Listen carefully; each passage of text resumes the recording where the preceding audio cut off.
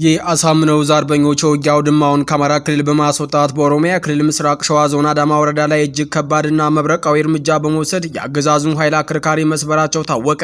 በተጋድሎ አንድ የአዳማ ወረዳ ከፍተኛ አመራርና በወረዳው ስር የአንድ ቀበሌ ፖሊስ አዛዥ ኮማንደርን ጨምሮ በርካታ የአገዛዙ ወታደሮች ሲደመሰሱ፣ አንድ የአካባቢ የሚሊሻ ጠርናፊ በለስ ቀንቶት በጀግኖቹ እጅ ከፍንጅ እንደተማረከ ከእዙ ለማረጋገጥ ተችሏል። የእዙ አርበኞች ወደ ኦሮሚያ ክልል አዳማ ወረዳ ዘልቆ በመግባት ባካሄዱት ውጊያ በተጨማሪ በሀገረ ማርያም ከሰም በምንጃ ሸንኮራ በዮላ በቅዱስጌ በስቻት በምንታምር በአክሪሚትና በሰቃዋጮ ቀበሌዎችን ለአስጨራሽ ትንቅቅ በማድረግ የብልጽግና ጦርና አሽመድምደው አኩሪ ድል ሲያስመዘግቡ የክልሉ ዋና አለቃ ሽመልስ አብዲሳ ደግሞ ልቆ መሳፍርት የሌለው ኃይል ወደ ስፍራው መላካቸው ታውቋል።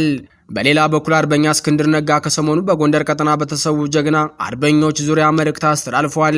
በምስራቅ ወለጋ መጠነ ሰፊ ወታደራዊ ጥቃት መከፈቱና በንጹሃን ላይ የጅምላ ፍጅት ስጋት መጋረጡ ተጋለጠ።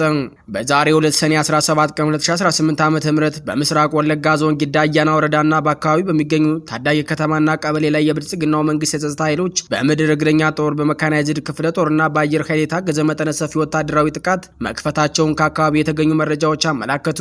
ትናንትናው ዕለት ብቻ በተፈጸመ ተከታታይ የአየር ላይ ድብደባዎች በርካታ ንጹሃን ዜጎች ህይወታቸውን አጥተዋል። በአሊ ቀበሌ በትናንትናው ዕለት ብቻ በሁለት የጦር ሄሊኮፕተሮችና በሰው አልባ አውሮፕላኖች ድሮኖች የታገዘ የ42 ጊዜ ድብደባ የተፈጸመ ሲሆን በዛሬው ዕለትም የሄሊኮፕተር የቅኝት በረራዎች ቀጥለው መዋላቸው ታውቋል። በጥቃቱ ማግስት ዛሬ ሰኔ 17 ቀን የማዕከላዊ ዕዝ ጦር የኦሮሚያ ሚሊሻ የአድማ ብተናና የገዳ ኮማንዶ መንገድ መሪነት በማድረግ በርካታ በቆንጨራና በቢላው የታጠቁ ወጣቶችን አስከትሎ ወደ አሊ ቀበሌ መግባቱ የተገለጸ ሲሆን ይህም በአካባቢው በሚኖሩ የአማራ ተወላጆች ላይ የታቀደ የጅምላ ፍጅት ለመፈጸም ነው የሚል ከፍተኛ ስጋት በአካባቢው ላይ ጥሏል። በሌላ በኩል የአማራ ፋኖ ብሔራዊ ንቅናቄ ሸዋ ጠቅላይ ግዛት አሳምነው ከሰም ሁለተኛ ኮር ስር የሚገኙ 3 ክፍለ ጦሮች በቅንጅት በወሰዱት ወታደራዊ እርምጃ በከሰም ቀጠና ከፍተኛ ድል ማስመዝገቡን የግንባር መረጃችን አስታውቋል። የአገዛዙ ጥምር ጦር በ42 ተሽከርካሪዎች የተጫነ የሰው ኃይል በማጓጓዝ የፋኖ ሰራዊት ደመሳለው በሚል ቀቢጸ ተስፋ በ6 አቅጣጫዎች ተንቀሳቅሶ ነበር። ይሁን እንጂ ጀግናው ሰራዊታችን በደረሰው ቅድመ መረጃ መሰረት በ3 አቅጣጫዎች ስልታዊ ጥቃት ሰንዝረውበታል ሲል የቀጠናው የፋኖ ህዝብ ግንኙነት መምሪያ አስታውቋል። ሰላም ጤና ይስጥልኝ የተከበራችሁ የሚዲያችን አድማጭ ተመልካቾች፣ አብራችሁ ስትቆዩ እነዚህን እና ሌሎች ዝርዝር መረጃዎችን በስፋት ታደምጣላችሁ። ቻናሉን ሰብስክራይብ፣ ላይክ፣ ሼር በማድረግ አብራችሁን ቆዩ። በምስራቅ ወለጋ መጠነ ሰፊ ወታደራዊ ጥቃት መከፈቱና በንጹሃን ላይ የጅምላ ፍጅት ስጋት መጋረጡ ተገለጸ። ሰኔ 17 ቀን 2018 ዓ.ም በምስራቅ ወለጋ ዞን ጊዳ አያና ወረዳና በአካባቢው በሚገኝ ታዳጊ ከተማ ቀበሌዎች ላይ የብልጽግናው መንግስት የጸጥታ ኃይሎች በምድር እግረኛ ጦር በመካናይዝድ ክፍለ ጦርና በአየር ኃይል የታገዘ መጠነ ሰፊ ወታደራዊ ጥቃት መክፈታቸውን ከአካባቢው የተገኙ መረጃዎች አመላከቱ። በትናንትናው ዕለት ብቻ በተፈጸሙ ተከታታይ የአየር ላይ ድብደባዎች በርካታ ንጹሃን ዜጎች ህይወታቸውን አጥተዋል። ጥቃቱ በዋነኝነት ያረፈው አንድ ዲቾ ከተማ ጨምሮ ባሌ በዋጃና በጉልማ ቀበሌዎች ላይ ሲሆን በጥቃቱ ሳቢያ በርካታ ቁጥር ያላቸው አርሶ አደሮችና ነጋዴዎች ሰለባ መሆናቸው ተረጋግጧል። ባሌ ቀበሌ በትናንትናው ዕለት ብቻ በሁለት የጦር ሄሊኮፕተርና በሰው አልባ አውሮፕላኖች ድሮኖች የታገዘ 42 ጊዜ ድብደባ የተፈጸመ ሲሆን በዛሬው ዕለትም የሄሊኮፕተር የቅኝት በረራዎች ቀጥለው መዋላቸው ታውቋል። በጥቃቱ ማግስት ዛሬ ሰኔ 17 ቀን የማዕከላዊ ዕዝ ጦር የኦሮሚያ ሚሊሻን የአድማ ብተናንና የገዳ ኮማንዶ መንገድ መሪነት በማድረግ በርካታ በቆንጨራና በቢላው የታጠቁ ወጣቶችን አስከትሎ ወደ አሊ ቀበሌ መግባቱ የተገለጸ ሲሆን ይህም በአካባቢው በሚኖሩ የአማራ ተወላጆች ላይ የታቀደ የጅምላ ፍጅት ለመፈጸም ነው የሚል ከፍተኛ ስጋት በአካባቢው ላይ ጥሏል። በተመሳሳይ ሁኔታ በአንድ ወደ ዲቾ ከተማ በትናንትናው ዕለት በረፋዱና በአመሻሹ ላይ የጦር ሄሊኮፕተር በከፈተችው የአውቶማቲክ የተኩስ ጥቃት በዕለት ተዕለት እንቅስቃሴ ላይ የነበሩ በርካታ ነጋዴዎችና አርሶ አደሮች ተገለዋል። በዋጃ ቀበሌ ደግሞ በአንድ ዙር የጀት ድብደባ፣ በ3 ዙር የሄሊኮፕተር ጥቃትና በታንኮች የታገዘ ከባድ ድብደባ የተፈጸመ ሲሆን በጉልማ ቀበሌ በበኩሉ ከ5 ጊዜ በላይ የሰው አልባ አውሮፕላን ድሮን ጥቃት ተፈጽሟል። ከጥቃቱ ሰለባ አካባቢዎች በ30 እና 40 ኪሎ ሜትር ርቀት ላይ በሚገኘው የነቀምቴ ኦኪ አየር ማረፊያ የሲቪል በረራዎች ሙሉ በሙሉ የተቋረጡ ሲሆን የአየር ማረፊያው ትናንት ዛሬ የሙሉ ሰዓት የወታደር ማመላለሻ የሄሊኮፕተር የድሮን እና የጦር ጀት ማኮኮቢያ ሆኖ እያገለገለ ይገኛል። በአሁኑ ወቅት በአካባቢው መደበኛ የኮሙኒኬሽንና የኔትወርክ አገልግሎት ሙሉ በሙሉ መቋረጣቸው ተረጋግጧል። በሌላ በኩል ብልጽግና በምስራቅና ምዕራብ ወለጋ ዞን አዋሳኝ ከአርጆ ጉደቱ ከተማ በቅርብ ርቀት ላይ የሚገኘውና በደርግ ዘመን ተገንብቶ አገልግሎት ውጭ የነበረው ከአገልግሎት ውጭ የነበረው የደዴሳ አየር ማረፊያ መልሶ በማጽዳትና በማደስ በአዲስ መልኩ ስራ ማስጀመሩ ታውቋል።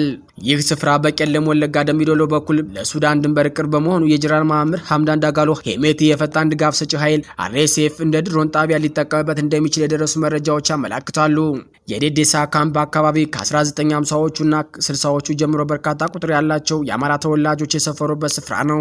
አካባቢው በ2013 እና 2014 ዓ.ም የጅምላ ጭፍጨፋ ከተፈጸመበት የግንቢ ቶሌ አካባቢ በ10 ኪሎ ሜትር ርቀት ላይ ብቻ የሚገኝ ሲሆን አሁንም በቶሌ ግንቢ፣ አርጆ ጉደቱ፣ ጨዋቃ፣ ኤፍሬም እና ዲጋ አካባቢዎች ከፍተኛ ቁጥር ያለው የአማራ ማህበረሰብ ይኖራል። ካምፑ ከቤኒሻንጉል ጉሙዝ ክልል በሎጂ ጂንጋንፎ ወረዳ ጋር የሚዋሰን ሲሆን የአየር ማረፊያውን በአዲስ መልኩ መዋቅር በአካባቢው ባለፈው ሰፊ ህዝብ ላይ የወደፊት የአየር ጥቃቶችን ለመፈጸም እንዳመቺ ሁኔታ ሊያገለግል ይችላል የሚል ስጋት ማሳደሩን ከአካባቢው ውስጥ መረጃዎች ያመላክታሉ። በሌላ በኩል የሸዋ ጠቅላይ ግዛት አሳምነው ዕዝ ከሰም ኮር ድል መቀዳጀቱን አስታወቀ። የአማራ ፋኖ ብሔራዊ ንቅናቄ ሸዋ ጠቅላይ ግዛት አሳምነው ዕዝ ከሰም ሁለተኛ ኮር ስር የሚገኙ 3 ክፍለ ጦሮች በቅንጅት በወሰዱት ወታደራዊ እርምጃ በከሰም ቀጠና ከፍተኛ ድል ማስመዝገቡን የግንባር መረጃችን አስታወቀ። የአገዛዙ ጥምር ጦር በ42 ተሽከርካሪዎች የተጫነ የሰው ኃይል በማጓጓዝ የፋኖን ሰራዊት ደመሳሉ በሚል ቀቢጸ ተስፋ በ6 አቅጣጫዎች ተንቀሳቅሶ ነበር። ይሁን እንጂ ጀግናው ሰራዊታችን በደረሰው ቅድመ መረጃ መሰረት በ3 አቅጣጫዎች ስልታዊ ጥቃት ሰንዝረውበታል ሲል የፋኖ መሪው አስታውቋል። የቡልጋ ክፍለ ጦር፣ የነበልባል ክፍለ ጦርና የኃይለ ማርያም ማሞ ክፍለ ጦሮች ከአክሪሚት ተነስቶ ወደ ሰቃዎች አቅጣጫ ይጓዝ የነበረውን ኃይል በመክበብ ከፍተኛ ወታደራዊና ቁሳዊ ኪሳራ እንዳደረሱበት የኮር ህዝብ ግንኙነት ክፍል ገልጿል። በጥቃቱም በርካታ ቁጥር ያላቸው የአገዛዙ ጥምር ጦር አባላት መደምሰሳቸውንና ቀሪውን የቆሰለና የተበታተነ ኃይል ወደ ተራራማ ቦታዎች በመሸሽ ተጨማሪ ድጋፍ በመጠባበቅ ላይ እንደሚገኝ ተገልጿል።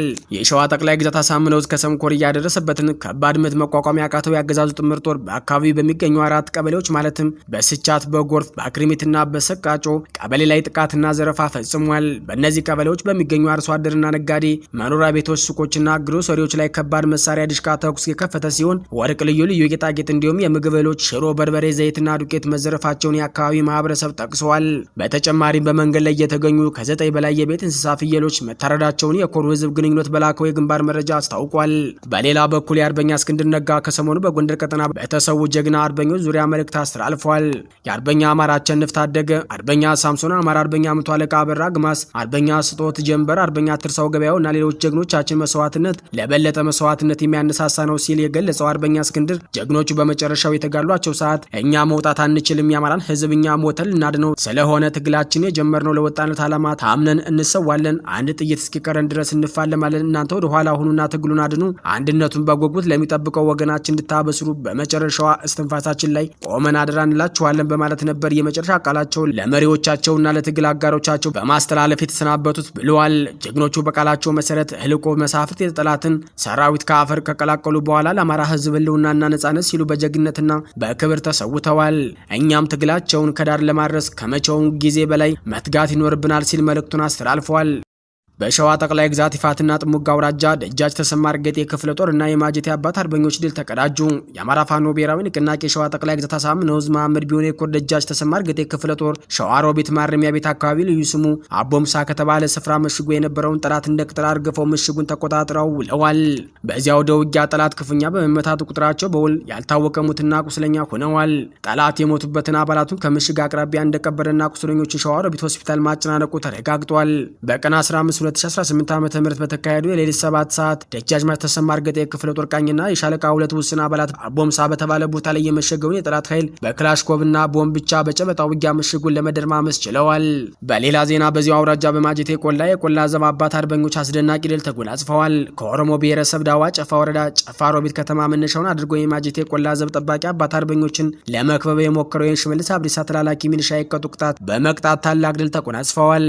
በዚህ አውደ ውጊያ አባት አርበኞች እንዳመጣጡ ተቀብለው ያልጠበቀው ሽንፈት የገጠመው ሲሆን የሟቹ ሁሴን ልጅ አህመድ ሁሴንን ጨምሮ ተሸኝተዋል። ይህ የብልጽግና ጦር የአባት አርበኞች ክንድ መቋቋም ያቃተው ከኬሚሴ ከተማ አጋዥ ኃይል በመጠበቅ በቦታው ለማሰለፍ ሞክሮ አርበኞቹ ለዳግም ድል እየተጠባበቁ ይገኛሉ። ይህ በእንዲህ እንዳለ በስቦ ማስከዳት 8 የመከላከያ ሰራዊት አባላት 303ኛ ሳሙኖ ኮር ውስጥ ባሉ ክፍለ ጦሮች ውስጥ ተቀላቀሉ። መነሻውን ከመቄት ከላስታና ከዝግቢላ ወረዳ ከሚንቀሳቀሱ የብልጽግና ሰራዊት ከተለያየ አህዶቻቸው ያደረጉ መከላከያ አባላት ስርዓቱን በመጸየፍና በመጥላት በየአቅራቢያቸው ከሚገኙ ወንድሞቻቸው የፋኖ አደረጃጀት ተቀላቅለዋል። ሰኔ 16 እና 17 ቀን 2018 ዓ.ም የተቀላቀሉት መሰረታዊ ወታደር በላይነህ አለበል ላልኪው ከሚንቀሳቀሰው ከ38ኛ ክፍለ ጦር 4ኛ ረጅመንት በመውጣት 30ኛ ክፍለ ጦርን 1 እግረኛ 2 ድሽቃ ምድብተኛ በድምሮ 3 የመከላከያ ሰራዊት አባላት ላልኪው ከሚንቀሳቀሰው 38ኛ ክፍለ ጦር 6ኛ ረጅመንት 14ኛ ክፍለ ጦርን እንዲሁም መሰረታዊ ወታደር ሙሉ ገብሬ 10 አለቃ ጌታውን እንዳለው 10 አለቃ ክንዱ ፈንታውንና 10 አለቃ ገብርያ ክሉ ከመቄት በመነሳት 81ኛ ክፍለ ጦርን በጥቅሉ 8 የመከላከያ ሰራዊት አባላት ፋኖን ተቀላቅለዋል።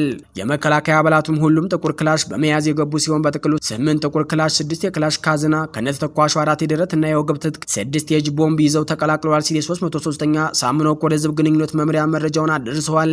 የጸሐፊ ትእዛዝ አክሊሉ ሀብተወልድ የፖለቲካ መኮንኖች ማሰልጠኛ ማዕከል የ3ኛ ዙር ሰልጣኞችን አስመረቀ። በአማራ ፋኖ ብሔራዊ ንቅናቄ ወሎ ቤት አማራ ምኒልክ እስር የሚገኘው የጸሐፊ ትእዛዝ አክሊሉ ሀብተወልድ የፖለቲካ መኮንኖች ማሰልጠኛ ማዕከል የ3ኛ ዙር ሰልጣኞችን በደማቅ ሁኔታ አስመረቀ።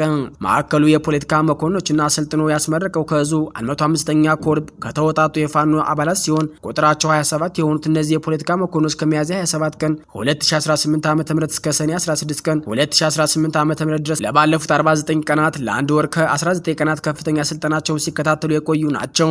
ተመራቂዎቹ በማዕከሉ ቆይታቸው ከወሰዱት ሰፊ የንድፈ ሐሳብ ትምህርት ባሻገር በምዕራብ ወሎ ቀጠና በተለያዩ አካባቢዎች የተዘዋወሩ በርካታ ተግባራዊ የህዝብ ግንኙነትና የንቅናቄ ስራዎች ሲያከናውኑ የቆዩ መሆናቸው ታውቋል። በአሁኑ ወቅት እየተካሄደ ያለው የአማራ ህዝብ የህልውና ተጋድሎ በትጥቅ የተደገፈ የፖለቲካ ትግል መሆኑን ከግምት ውስጥ በማስገባት መሬት ላይ ከሚደረገው ወታደራዊ እንቅስቃሴ ጎን ለጎን በጠላት ላይ የሐሳብና የፕሮፓጋንዳ የበላይነትን መውሰድ እጅግ አስፈላጊ ነው። ይህንን ክፍተት ለመሙላት ታስቦ የሰለጠኑት የዛሬዎቹ ተመራቂ መኮንኖች የታላቁ የጄኔራል አሳምነው ጽጌን ታሪካዊ ቃልና አደራ አንግበው በህዝብን የማስተማር የማደራጀት እንዲሁም የማታገል ከፍተኛ ኃላፊነት ተጥሎባቸዋል። ተመራቂዎቹ በማሰልጠኛ ማዕከሉ በነበራቸው ቆይታ በተለያዩ ርዕሰ ጉዳዮች ዙሪያ የላቀ ግንዛቤ እንዲጨብጡ የተደረገ ሲሆን ከእነዚህም መካከል ፖለቲካ፣ መንግስትና የመንግስት መሰረታዊ ግዴታዎች፣ ህገ መንግስት፣ ሀገረ መንግስትና ርዕዮተ ዓለም፣ የአማራ ብሔርተኝነት፣ የጦርነት ፕሮፓጋንዳና የፋኖነት ፍልስፍና፣ በትግሉ ሂደት የተስተዋሉ ተጨባጭ ችግሮችና መፍትሄዎቻቸው የሚሉትን ያካተተ ጥልቅ ስልጠና ወስደዋል።